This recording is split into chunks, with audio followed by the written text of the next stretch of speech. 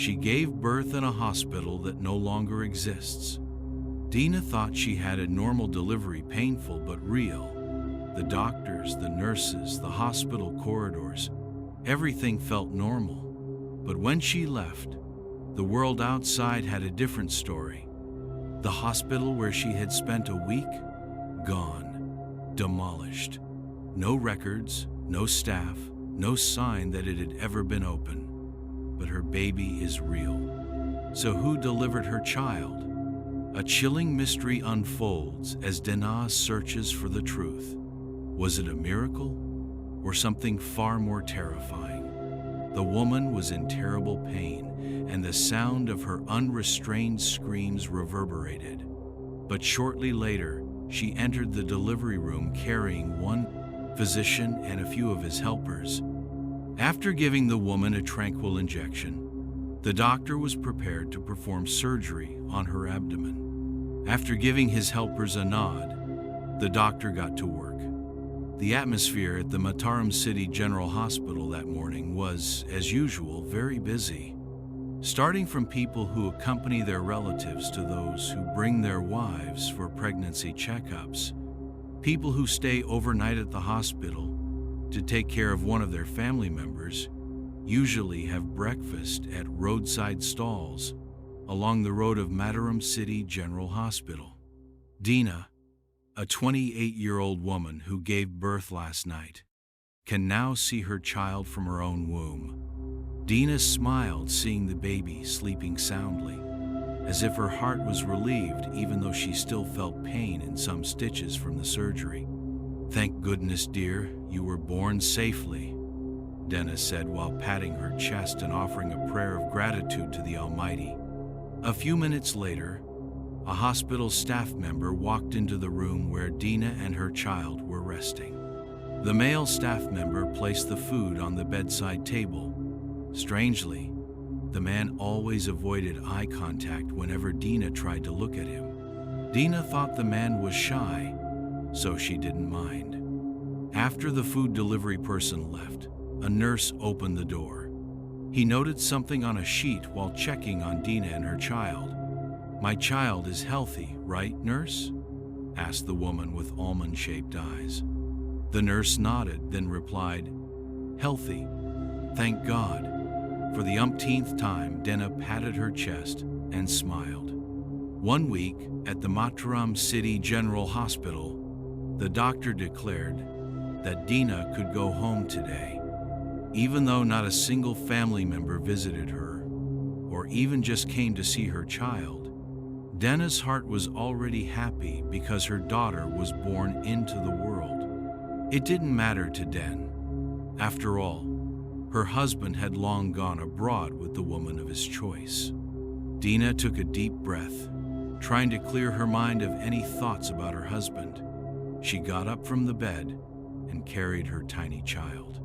"You slept very soundly, dear. I hope you become a pious child when you grow up." The woman caressed the child's cheek.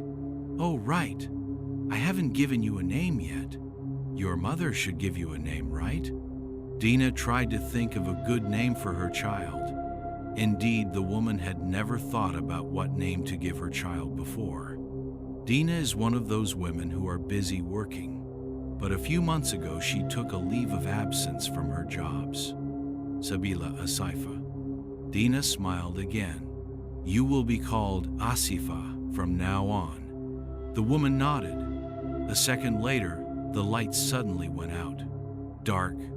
That made Dina startle, but she tried to calm herself down, thinking that it was just a regular power outage, or maybe a technical error from the hospital's electrical staff.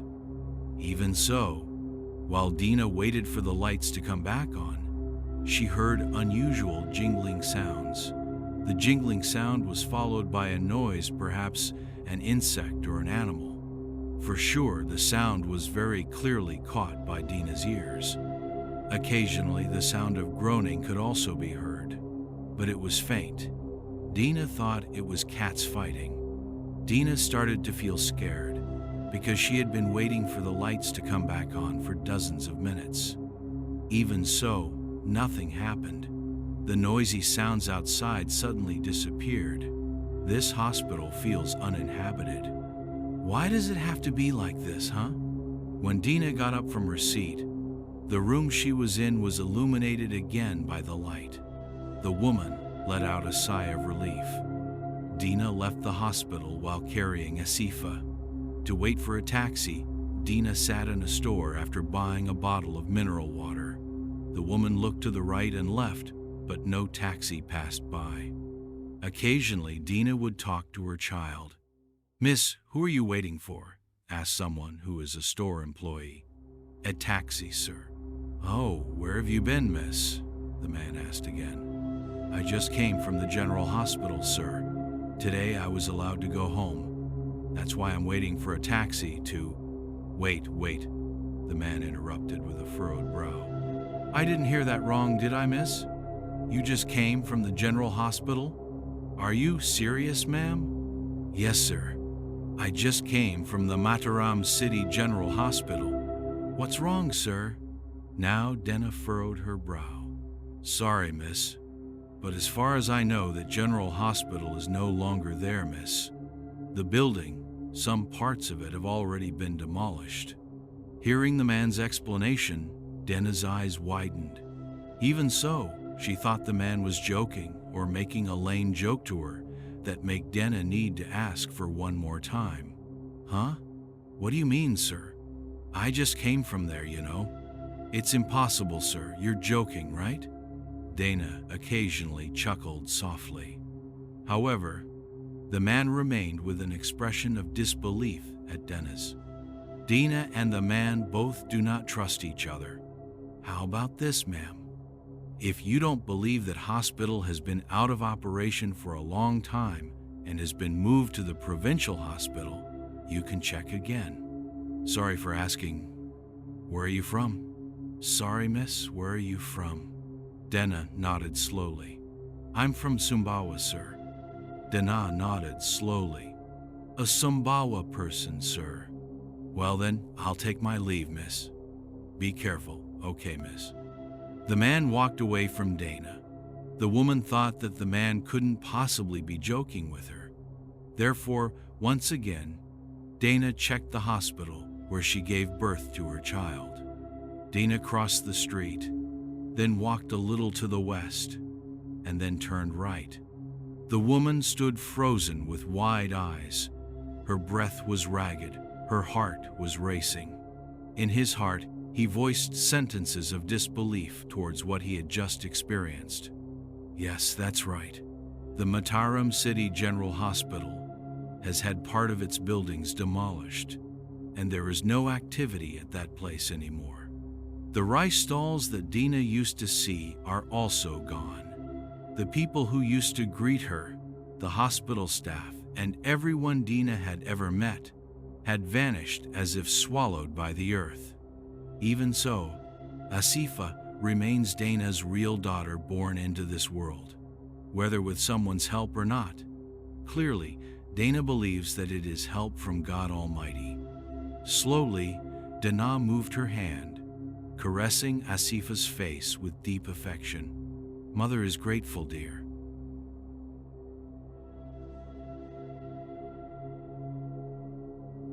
What happens when dreams are mixed with reality? What do you see? It's dim.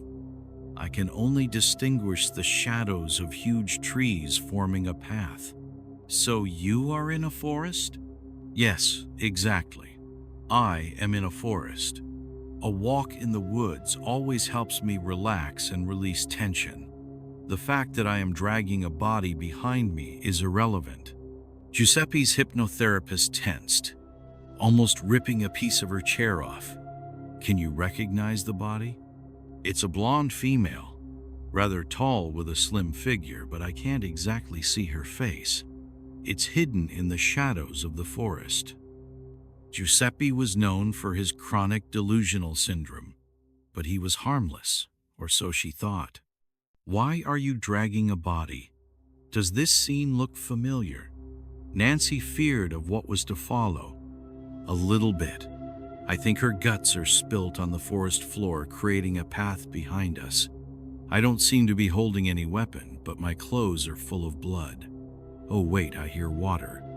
Maybe I am closing in on a lake or the ocean. Most probably it's a lake. I don't really like the sea that much and the water is salty. I can see her now. The full moon is so bright and vivid. I feel I am in the city again. She is gorgeous, Nancy. She is bloody and pale, but she is gorgeous.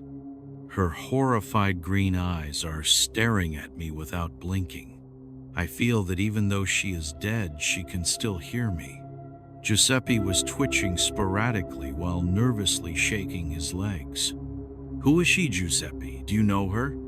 Nancy was sweating. She had the feeling that something was wrong with her patient's dream. She stood up and started circling Giuseppe's sofa, thinking, what if that wasn't a dream and he committed a murder? She looks familiar, but I can't pinpoint exactly who she is. I know her. I am crying on top of her body, calling her names and cursing the gods for the unfairness in the world. I am out of my body now. I can see me hitting the floor hard, screaming to the point where I lost my voice. Streams of tears came down Giuseppe's cheeks and wetted his blue and white velvet suit. He always wore suits when he came to meet Nancy. What do you feel? Nancy relaxed her face and realized it might be the loss of his favorite cousin that caused this distress and nightmares over the past few weeks. She sat back down. I am sad, Nancy, he said, silently sobbing. Why don't you love me? He mumbled. Excuse me? Why don't you love me, Nancy? Giuseppe jumped to his feet, grabbing Nancy's left wrist and repeated, Why don't you love me, Nancy? Why did you have to go and get pregnant by that stupid painter? You were supposed to be mine. Giuseppe, relax. The nightmare was over. I know it hurts because your cousin died. You can let go of me now.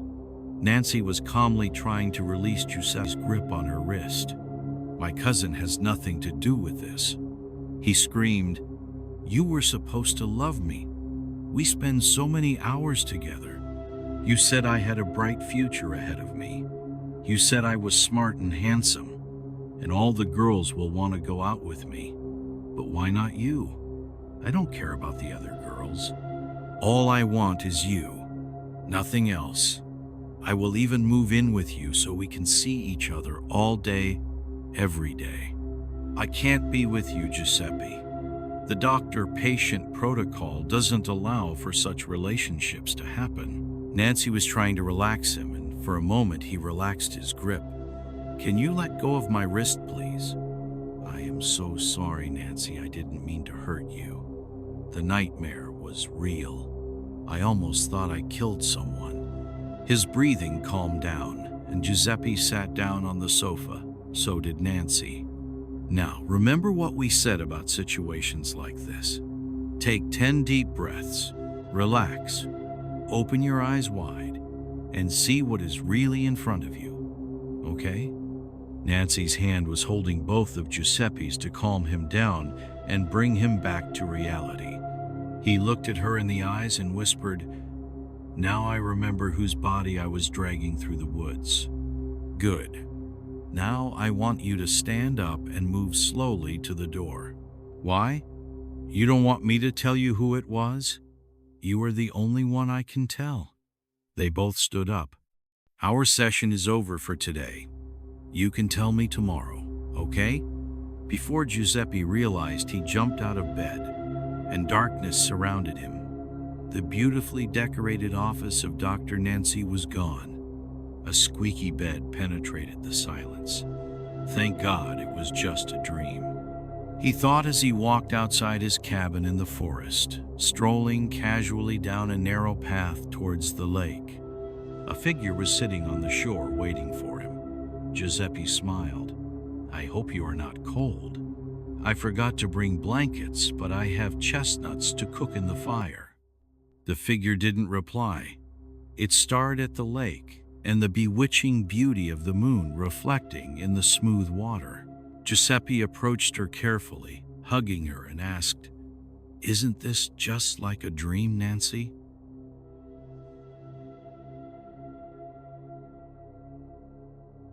I awoke with a great start. These days, sleep avoided me. I struggled to get none, if not any sleep at all these days. My sleep was filled with visions of demons and spiders. Sleep was always difficult. I tried to focus myself and turned to my organizer for the week ahead. I liked to be prepared and ready for what was coming. Somehow, I wish there was a way I could be even more prepared. Even these nightmares would strike at the most inconvenient of times. If only they appeared at a set time each week, then I could go to sleep ready and prepared. But no, they just appeared when they wanted to. One thing was for certain. These dreams were becoming more and more consistent. I got out of bed and moved to my planner. Joshua Lee, it read. I opened the pages to see what the future had planned for me tomorrow. But my head still hurt from the repercussions of my nightmare. I could see a vision clouded in haze of a demon, with great bulging eyes and a wide mouth which seemed to consume me and my thoughts. However much I tried to run from the demon, I would just find myself lost in the fog. Focus, I told myself severely. What did my planner have in store for me tomorrow? I gazed across the plethora of words sat neatly on the page, trying to pick out something interesting, something I might enjoy the next day. The following sentence, "Hand in your maths homework." I cursed quickly, realizing that my work was to be handed in, and I had just about 10 hours to sort it all out. My work was still wrong, that I knew, but how was I supposed to fix it? My eyes glazed over, the thick haze of the nightmare taking over once again. It was just too difficult. I needed to escape this frosty, gaseous gloom surrounding me. I should go and get a glass of water, I decided. I opened my bedroom door slowly as I made my way through the house. It was strange, though. I could definitely hear something. A funny sound which almost sounded like a horse maybe, or some other paralyzed animal which was finding it difficult to breathe. Suddenly, visions of the great demon from my nightmare came back to me. Was it coming after me? No, it was just a dream, I told myself. The creature didn't know anything about me. I stopped in the kitchen, grasping around for the tap to get my water. I should really have turned the lights on, I realized, but I was too busy worrying. A great gasp echoed from outside. The demon was here. It really was, and it had found me. I tried not to yell out in horror as the kitchen door handle started to move. What the hell? I didn't want to die. Not yet. But the demon was definitely coming for me. I ducked down out of sight as the door opened. My eyes widened as a cloud of haze filled the door opening and wandered inside to greet me. It was the demon from my nightmares coming to get me. I wanted to wail in despair, but knew that would only seal my fate. As the door opened further and the gaseous cloud filled the kitchen, I could hear heavy footsteps tread the floor.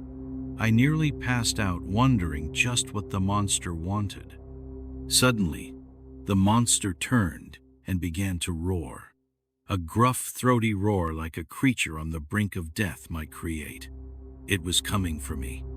Trying not to make a sound, I scuttled across the floor, trying to make my way back to the safety of my room, whatever safety it may hold. The demon let out another roar, and the smoke began to fade. And as the smoke faded, I could begin to make out features. This wasn't a monster at all. But then what the hell was my father doing late at night, wandering about and disappearing off outside?